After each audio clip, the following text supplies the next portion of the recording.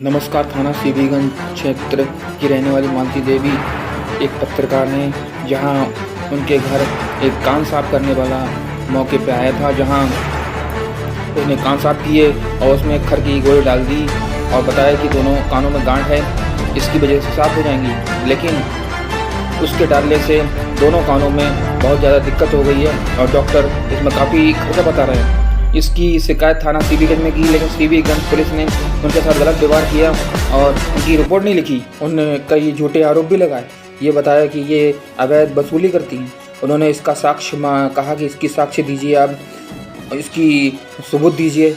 उसके बाद जो प्रधान है उनसे भी ऑफर आया 25,000 का। और उसके बाद समझते कि दबाव बनाया गया और जान से मारने की धमकी दे रहे हैं। मैं सीबीगंज में रहती किराए पे, सीबीगंज में किराए पे थाना सीबीगंज। क्या शिकायत करिए कप्तान साहब? सर मैंने शिकायत कप्तान साहब के यहाँ ये करी कि कान मेरी आया था हमारी गली में, तो कान दिखा लो चीख रहा था, तो मैंने उसे कान दिखा लिया। तो उसने कहा कि तुम्हारे दोनों कानों में गांठ है। तो मैंने कहा गांठ तो नहीं है। बोला गांठ है, हम निकाल देंगे, एक कान की गांठ फ्री में निकाल देंगे, एक के पैसे दे देना। तो मैंने उसे कान दिखा दिया। उसने ये खर की गोली चुपके से, ये पाइप के माध्यम से, ये खर की गोली है, ये पन्नी पाइप के माध्यम से डाल दी और ये राड है, ये राड से दे दिया खूब और फूंका मुंह से उसने और मेरे दोनों कानों में खून निकाल दिया उसने। फिर उसके बाद में जब खून निकाल दिया तो मैंने कहा आपने खून निकाल दिया, ये मेरे कानों में तकलीफ होने लगी, बहुत ज्यादा दर्द होने लगा, जलन पड़ने लगी, सीटी सी लगने लगी। तो मैंने कहा कि मैं अभी प्रार्थना पत्र दूंगी जाके, तुमने गलत किया है। फिर वहाँ पे मैंने तुरंत हनी भैया को बुलाया। मैंने कहा भैया आप आके सुनो। हनी भैया ने आके वहाँ पे बातचीत की, उनसे पूछताछ की। तो बोला कि खर की गोली बना के कान में डाल देते हैं, यही हमारा बिजनेस, ऐसे उसने कहा। और बोला कि कहीं एप्लीकेशन मत देना, हम आपका इलाज करा देंगे, ऐसे कहा। तो मैंने कहीं एप्लीकेशन नहीं दी, उसके इलाज का इंतजार किया। उसके बाद उसने मुझे राममूर्ति में बुलाया। वहाँ डॉक्टर साहब ने देखा, कान के दोनों पर्दे फटे बताए और डॉक्टर साहब ने 70,000 रुपये दोनों कानों का इलाज बताया, ऑपरेशन। तो मैंने कहा आप हमारा इलाज कराइए। उसने मुझे 800 रुपये की दवाई दिलवा दी, सिर्फ 15 दिन की, वो हम खाते रहे और अभी अब हम बाहर से दवाई लेके खा रहे। मैंने सीबीगंज थाने पे शिकायत की, 3 बार एसएसपी सर को मैंने एप्लीकेशन दी। अब सीबीगंज थाने की पुलिस मुझे ही तमाम उल्टा आरोप लगा रही है, अवैध वसूली की बातें करने लगते हैं एसओ साहब। उन्होंने उसे फोन करके बुलाया और उससे ये कहा तुम भी अपनी एप्लीकेशन दो, ऐसे कहा।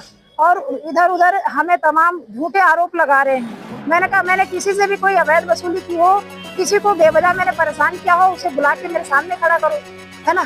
ऐसे करके मेरी अभी तक, आज 2 तारीख का मामला है, अभी तक मेरी कोई सुनवाई नहीं हुई। आज तारीख है 8/9/2025। आज हमने एप्लीकेशन एसएसपी सर को दी, अभी मेरी सुनवाई नहीं हुई।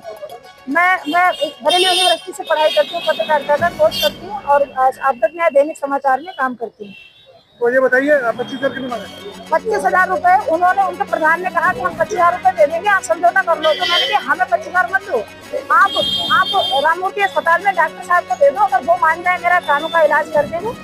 तो फिर बाद में बात समाप्त हो गई। वो उल्टा जाके थाने पे झूठा मेरे ऊपर आरोप लगा दिए कि वो हमसे पैसे मांगती है। तो मैंने कहा, पुलिस ने पूछा मेरे से, मैंने कहा मैं पैसे नहीं मांगती, मैं इनसे ये कह रही हूँ मेरा जो कानों का इलाज का खर्चा है वो डॉक्टर को दे दो, आप मेरा इलाज करवा दीजिए, आपने गलत किया है तो ऐसे करके इन्होंने हमें तमाम आरोप लगा दिए, मेरी कोई सुनवाई नहीं कर रहे। क्या चाहती हैं आप? मैं सर ये चाहती हूँ हमारे कानों का इलाज करवाए वो, या तो ये पुलिस हमारी पहली बात तो कार्रवाई करे, मेरी रिपोर्ट लिखी जाए। क्या नाम है उसका? उसका नाम वो जादवपुर ग्राम पंचायत जादवपुर शहरा और छोटा नाम का व्यक्ति है। ग्राम प्रधान कौन है? ग्राम प्रधान का नाम मुझे ध्यान नहीं है, इसमें लिखा होगा।